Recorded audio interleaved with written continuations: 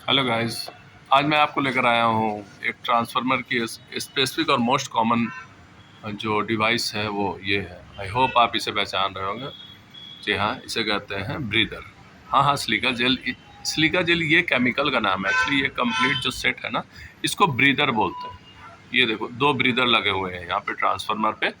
इस ब्रीदर को थोड़ा दूर से हम इसको देखते हैं तो ये देखो, इसकी अगर पाइपलाइन आप देखोगे तो ये ऊपर कंजर्वेटर टैंक जो लगे हुए हैं ट्रांसफार्मर के, इस कंजर्वेटर टैंक के टॉप साइड से निकल करके ये इस तरह से होल्ड है बाहर की तरफ। अब कुछ लोगों को तो इसके बारे में अच्छी तरह से पता होगा, फिर मैं एक बार ब्रीफ कर देता हूँ।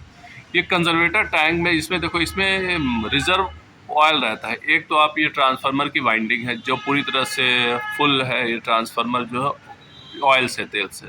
उसके साथ ये पाइप जो कनेक्ट है, बीच में एक बुकल्स रिले है। हमेशा याद रखना, बुकल्स रिले कंजर्वेटर टैंक और वाइंडिंग टैंक के बीच में होता है। कंजर्वेटर टैंक और नीचे वाइंडिंग टैंक के बीच में है बुकल्स रिले। ठीक है, ये है। ठीक है, तो अभी मैं बुकल्स रिले पे नहीं हूँ, अभी मैं ब्रीदर पे आ रहा हूँ। तो ब्रीदर या सिलिका जेल, सिलिका जेल ये और केमिकल का नाम है जो अंदर में ब्लू कलर की केमिकल है, जो कि मॉइस्चर जैसे ही ऑब्जर्व कर लेती है तो ये पिंक कलर की हो जाती है। ठीक है, लाइट पिंक कलर हो जाता है। आई होप आपको पता होगा, नहीं तो गूगल वगैरह करके देख सकते हैं। तो इस पे आते हैं कि ये जो इसका यूज़ क्या है, इसका काम क्या है। कि देखो, जब भी ट्रांसफार्मर में लोड बढ़ते हैं, लोड बढ़ने की वजह से ट्रांसफार्मर की वाइंडिंग थोड़ी हीटअप होती है। हीटअप होने के बाद में जब तेल के बारे में अगर आप उसके इस पे जाओगे कि तेल जब भी गर्म किया जाता है ना तो उसकी डेंसिटी बढ़ती है। ठीक है, और जब ठंडा होता है तेल तो उसकी डेंसिटी कम होती है।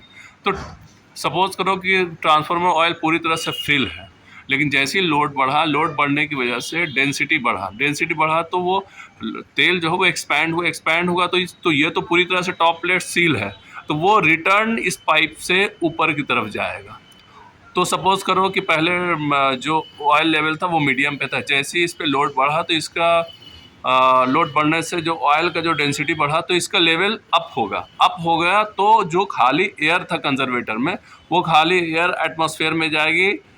ठीक है, तो जाने में तो कोई दिक्कत नहीं है। लेकिन सपोज करो कल को ठंडे का मौसम आया या फिर ट्रांसफार्मर पे लोड कम हो गया, किसी वजह से तेल जो है, ऑयल जो है वो ठंडा हुआ, तो फिर से वो ऑयल जो ऊपर टॉप तक पहुंच गया था वो डाउन होगा।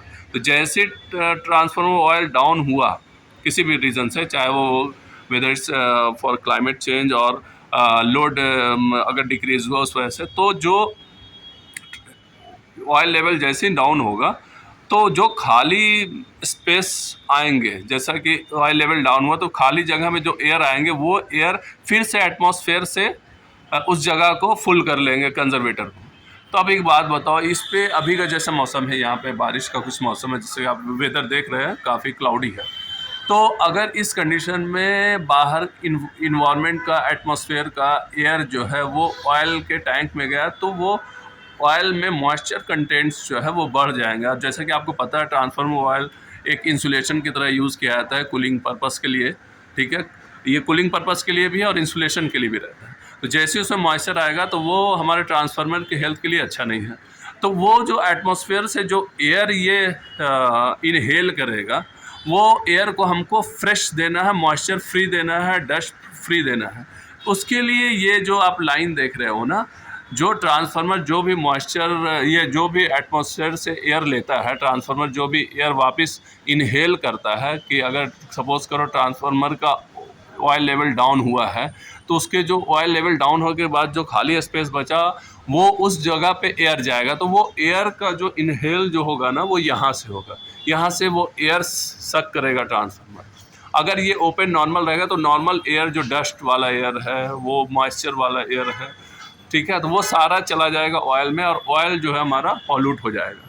तो उसके लिए हम लोग यहाँ पे ये सिलिका जेल, ये केमिकल लगाते हैं। ठीक है, ठीक है। आई होप कि अभी आपको क्लियर हुआ होगा ये क्यों यूज़ करते हैं। इसीलिए इसको ब्रीदर बोलते हैं। ब्रीदर मतलब जिसके ज़रिए सांस लिया जाता है। ठीक है, तो अब एक और कन्फ्यूज़न आ रहा होगा आपके माइंड में कि ये कंजर्वेटर तो एक है, फिर ये दो पाइप किस लिए है, एक ही पाइप से काम चल जाता है। बहुत अच्छा क्वेश्चन है। तो देखो, दो, आपको ही कंजर्वेटर एक लग रहा है, बट इसके बीच में ना एक सेपरेशन है इंटरनली ना, ये सेपरेशन है इस टैंक में। ठीक है, तो आप ध्यान से देखोगे तो इसमें हर कुछ ना दो दो लगे हुए। देखो ये इनलेट जो पाइप का लाइन है ये भी दो है, एक ये वॉल्व लगा है, एक ये लगा है। जब एक ही लाइन देना है तो फिर दो है। मैं आगे दिखाता हूँ क्या रीज़न है। कंजर्वेटर एक है बट इसमें सेपरेशन करके दो पार्ट में किया है, मतलब बीच में ना एक सेपरेटर लगा हुआ है जो इस टैंक को दो अलग अलग, इसीलिए आप देखोगे इसका जो लेवल जो लगा हुआ है लेवल मॉनिटरिंग के लिए, वो एक इस तरफ है और एक इस तरफ, ठीक है। ये ऐसा नहीं कि दोनों तरफ से देखने के लिए, नहीं, इसके बीच में ना एक सेपरेटर है, ये अलग अलग लेवल दिखा रहा है दोनों साइड का, ठीक है। और अब हम ट्रेस करते हैं ये पाइप कहाँ जा रही है। तो देखो ये पाइप तो जो है बुकल्स होते हुए मेन टैंक में चली गई। Main tank means winding tank, ठीक है। और अब ये दूसरा पाइप देख लेते हैं कहाँ गई है। ये पाइप आई यहाँ से होते हुए ये OLTC टैंक में गई, ऑन लोड टैप चेंजर में गई। तो एक तो कंजर्वेटर एक ही है बट उसमें सेपरेटर के थ्रू एक वाइंडिंग टैंक में चले गए ऑयल की और एक दूसरी चली गई ऑन लोड टैप चेंजर में, ठीक है। वाइंडिंग टैंक के बीच में तो बुकल्स रिले लगा हुआ था। यहाँ पे ये देखो आप, ये इसको बोलते हैं OSR।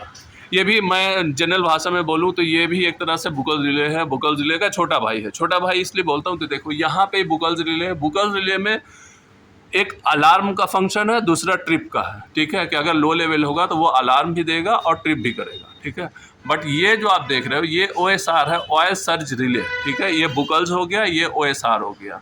बुकल्स में अलार्म भी आता है, ट्रिपिंग भी आता है, बट OSR में सिर्फ ट्रिपिंग रहेगा। वो इसलिए क्योंकि ये oil surge relay direct on load tap changer से। ऑन लोड टैप चेंजर में आपको तो पता है OLTC के अंदर में HV वाइंडिंग्स की कनेक्शन होती है। HV वाइंडिंग मतलब कि 11 kV सप्लाई, हाई वोल्टेज। तो हाई वोल्टेज में कुछ भी इशू छोटा से छोटा हुआ तो वो अलार्म का टाइम ही नहीं रहेगा आपको, इसलिए वो डायरेक्ट ट्रिप कर देगा इसके थ्रू, ठीक है ना।